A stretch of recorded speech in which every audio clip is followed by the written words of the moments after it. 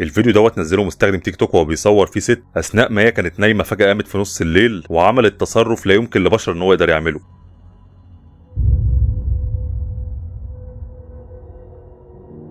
لما انا دورت ورا الفيديو دوت الاغلبيه ما عرفوش كان التفسير، ولكن بطبيعه الحال دي ممكن تكون حاله مس شيطاني، لان التصرف اللي انا شفناه في الكاميرا دوت استحاله يكون عمله بني ادم. النهارده انا جايب لكم 5 فيديوهات مرعبه موجوده على تيك توك بالقصص بتاعتها. اللي بيحب النوع ده من المحتوى يا ريت يعمل لي فولو او اشتراك لو هو موجود على اليوتيوب. صلوا بقى على النبي ويلا بينا بسم الله.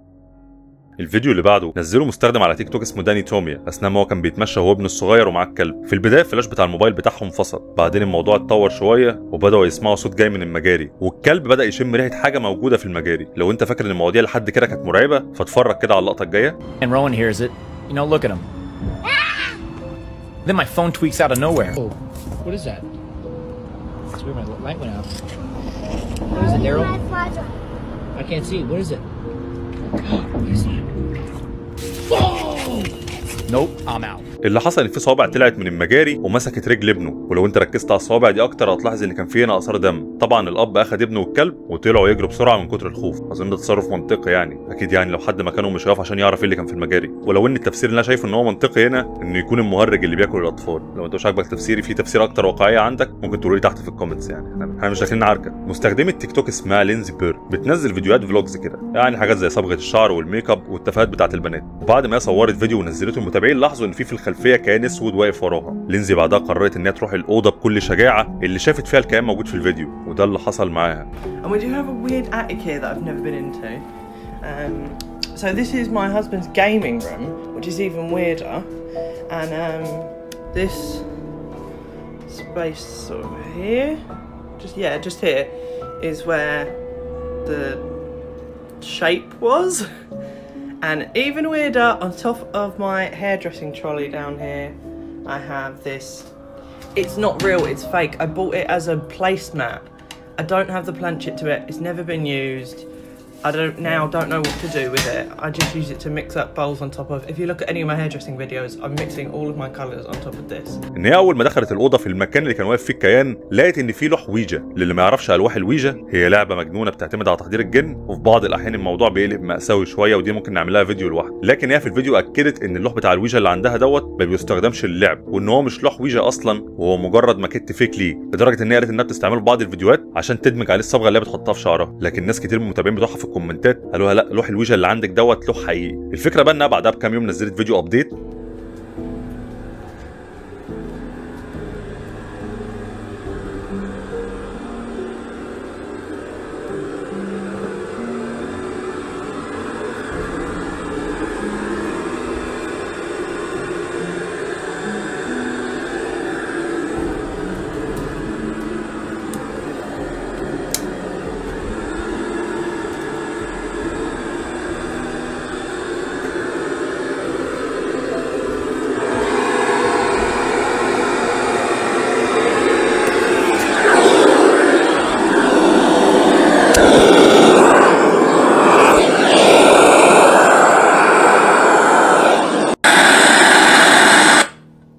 What the fuck?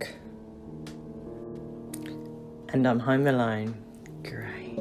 وده بعد ما حصل انها سمعت صوت غريب جاي من الاوضه بتاعتها. انه اوضه؟ الاوضه اللي كان موجود فيها الشبح اول مره. ولما دخلت ابتدت انها تدور على مصدر الصوت، وبعدين فتحت الدولاب ولقيت جوه الدولاب العلبه بتاعت المايك بتاعها اشتغل لوحده، وهو اللي بدا يعمل صوت الوش اللي انت كنت سامعه في الفيديو من شويه. لينزي حتى الان مش فاهمه ايه السبب بتاع اللي بيحصل لها دوت، واكدت في الفيديوهات بتاعتها ان المكان الوحيد في البيت اللي هي حتى لما طلعتوش هو الصندره او العليه بتاعت البيت. لو نزلت اي فيديو ابديت جديد انا هبقى اجي لكم واحكي لكم قصه كامله. تيك توكر اسمه جاي بينزل محتوى متنوع اغلبه عن الجيمنج يعني، وفي يوم وهو بيلعب روكيت ليج بدا يسمع صوت غريب جاي من بره الاوضه، وده بقى الفيديو اللي هو صوره بعدها. Alright, so I'm sitting here playing Rocket League at the moment. Every time I'm here by myself, I swear this place is haunted. I've been fucking around with Ouija boards and I was stupid enough to bloody invite demons to possess me and shit because I didn't believe in it. But ever since then, every time I'm here by myself, I hear shit outside. So I'm playing Rocket League. It's fucking... Oh, did you hear that? Oh, what the fuck?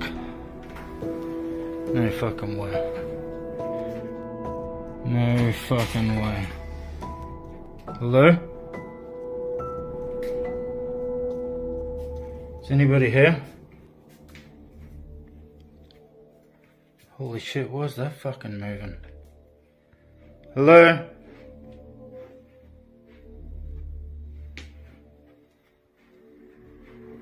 Is anybody here? Oh my god, man. What the fuck?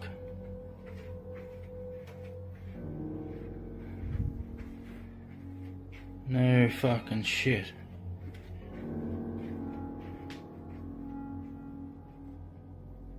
Hello?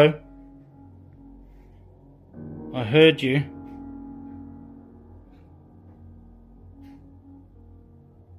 No. No fucking way. No fucking way. Oh my god. Hello? And I swear I just saw a fucking shadow moving here. So what's this fucking light switch? Oh man, I'm absolutely fucking shitting myself. طبعا زي ما انت شفت الموضوع بدأ بشويه حاجات بسيطه زي اصوات بره الاوضه، ولكنه بعد ما طلع وبدأ يبص بنفسه الموضوع بدأ يتطور معاه. حاجات بتتحرك، نور بيطفي ويولع، ترابيزه بتتحرك. طبعا جاي اترعب وقرر ان هو مش هيقضي وقت كبير في البيت بتاعه، وبقى بيجي كده كل فتره يبص على البيت. بس بعد 4 ايام نزل ابديت جديد بفيديو، وده بقى اللي حصل معاه. Hello everyone. I've been getting lots of people asking me for an update on the ghost stuff, but to be honest I haven't really been home much since Friday night, since all that went down.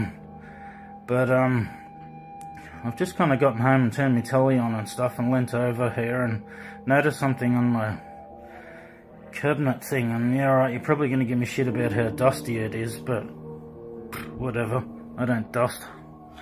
But what the hell is that? It looks like a handprint or something. Oh, check it out. Wait. It's actually got 1, 2, 3, 4, 5 fingers and a thumb.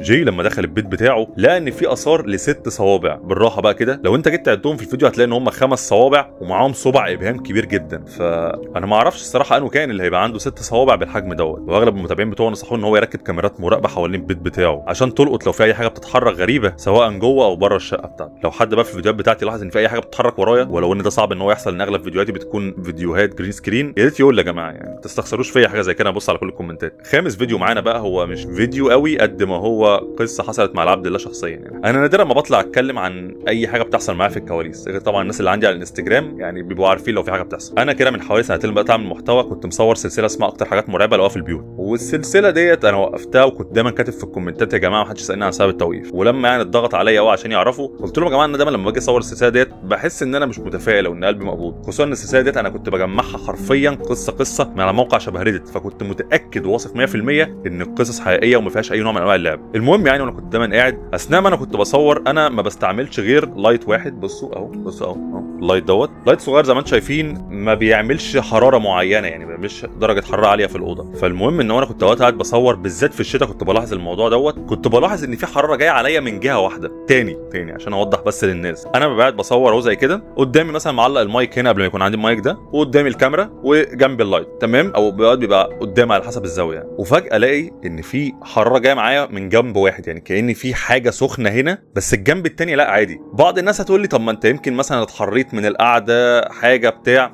لا لان كل مره كان الجنب بيبقى مختلف. يعني حتى لو هنقول ان الليد او اللايت اللي انا مركبه هو اللي بيعمل الحراره فده مش منطقي، لان انا كمان كنت اوقات بصور في اماكن تانية في الاوضه، مره عند مكتبي او مره عند السرير، وكل مره كنت بلاحظ بالذات مع السلسله ديت ان وانا قاعد بصور، وغالبا كنت بصورها والبيت بتاعي فاضي، الاقي لك فجاه في درجه حراره هنا عاليه واحنا في الشتاء وفي حته واحده. ايه تفسير كده؟ انا ما قررتش ان انا اسال، وزي ما قلت لكم وقفت السلسله مش خوف ولكنه عدم تفاؤل يعني، او خوف هكدب عليك. بس لو انتوا حابين نستمر في السلسله ديت كان المفترض تبقى اسمها اكتر فيديوهات مرعبه لقيتها على الانترنت، لكن لقيت ال5 فيديوهات كلهم موجودين على تيك توك فسميتها اكتر 5 فيديوهات مرعبه على تيك توك. متنسوش بقى تعملوا لايك سبسكرايب عشان الحاجات دي بتساعد ان انا انزل فيديوهات اكتر، وهتلاقوني سايب كل لينكات المنصات بتاعتي تحت في الديسكربشن او في اول كومنت لو انت موجود على فيسبوك. سلام.